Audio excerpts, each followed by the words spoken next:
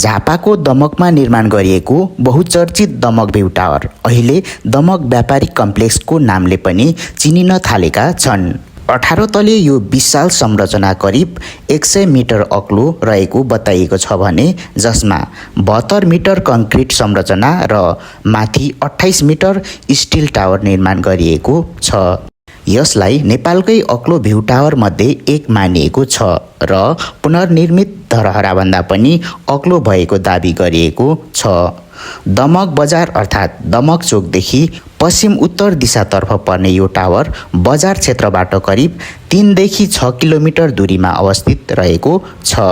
यहाँ पुग्न दमकका विभिन्न स्थानहरू प्रयोग गर्न सकिन्छ, जस्तै दमक चिया बगान छेउको कृष्ण मन्दिर चोक हुँदै उत्तरतर्फ र फाल्गुनन्द चोक उत्तर हिमावी ढुकुरपानी रोड हुँदै उक्त टावर पुग्न सकिन्छ। यो परियोजना झापाको दमक नगरपालिका 3 दाबगाछी क्षेत्रमा रहेका छन्। यस टावरको निर्माण लागत सुरुमा करिब 1 अर्ब 38 करोड रुपियाँ अनुमान गरिएको थियो, तर समयसँगै लागत बढ्दै जाँदा कुल खर्च करिब 1 अर्ब 64 करोड रुपियाँ पुगेको बताएका छन्। यस टावरको निर्माण कार्य 2080 साल माघ महिनाभित्र सम्पन्न भएको थियो। त्यसपछि 2081 मङ्सिर 23 गते तत्कालीन प्रधानमन्त्री केपी शर्मा ओलीद्वारा यसको औपचारिक उद्घाटन गरिएको थियो। उद्घाटन भव्य रूपमा सम्पन्न भए पनि तत्काल सर्वसाधारणका लागि सञ्चालन ल्याइएको थिएन। लामो प्रतीक्षापछि अन्ततः 2082 साउन 1 देखि दमक भ्यू टावर सर्वसाधारण जनताका लागि औपचारिक रूपमा खुला गरियो। नयाँ पर्यटकीय गन्तव्यका रूपमा हेरिएको यो टावर हेर्न दैनिक सयौं मानिस पुग्न थालेका थिए, तर खुसी धेरै टिक्न सकेन।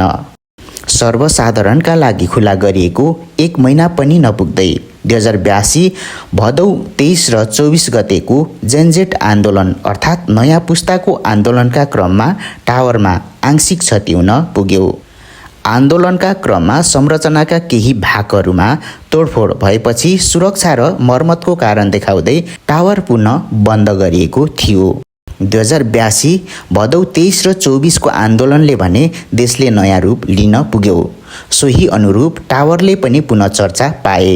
बालेन र जेनजेट आन्दोलनका लिडर मानिएका सुदन गुरुङले यस टावरलाई हस्पिटल बनाउन पर्छ भन्दै अनौपचारिक निर्देशन समेत दिएका थिए।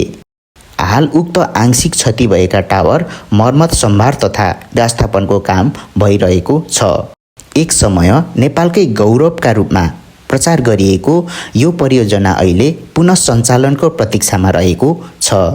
यस भ्यू टावर अर्थात् दमक भ्यू टावर केवल एउटा अग्लो टावर मात्र होइन, विकास, राजनीति, आशा र विवादको प्रतीक पनि बनेको छ।